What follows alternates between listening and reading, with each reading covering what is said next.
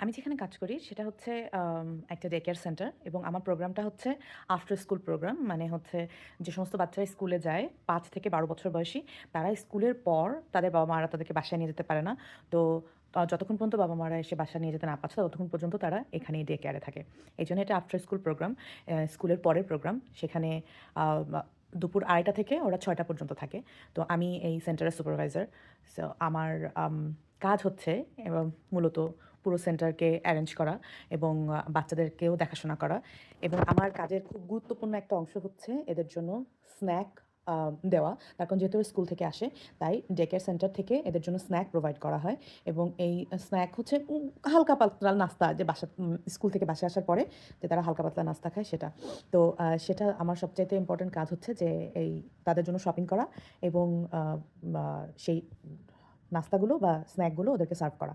তো এই সপ্তাহে আমি যে শপিংগুলো করেছি ওদের জন্য সেটাই দেখাবো। এবং এই হচ্ছে আমার সেন্টার।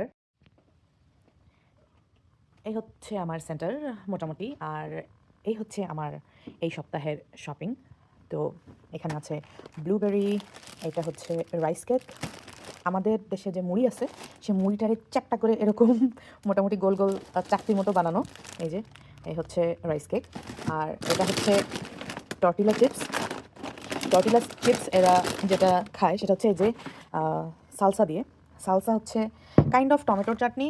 টমেটোর সাথে বিভিন্ন জিনিসপাতি মানে মশলা-টশলা মিশায়। সো এই টর্টিলা চিপসের সাথে সালসা, এইগুলো হচ্ছে ভেজি স্ট্রস, মানে আপনার ভেজিটেবল ফ্লেভারের আম চিপস, যা দেখতে এরকম লম্বা, লম্বা স্ট্রর মতো বা পাইপের মতো। আর এটা হচ্ছে অ্যাপল সস, ওদের খুব পছন্দ, বাচ্চাদের খুব পছন্দ অ্যাপল সস। আর এটা হচ্ছে ইয়োগার্ট। আম আমার এখানে ২৪ জন বাচ্চা আছে। তো ওদের জন্য এটা খুব সহজে ওদেরকে দেয়া যায়। এভাবে করে আলাদা করে একটা, একটা করে, মানে ওরা পিস হিসাবে কেউ, কেউ ২ পিস ৩ পিসও খায় যদি এক্সট্রা থাকে। তো এই হচ্ছে এই সপ্তাহের আমার আ শপিং ওদের স্ন্যাকের জন্য।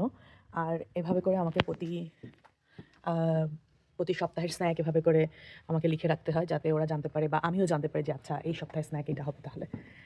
আম এই তো।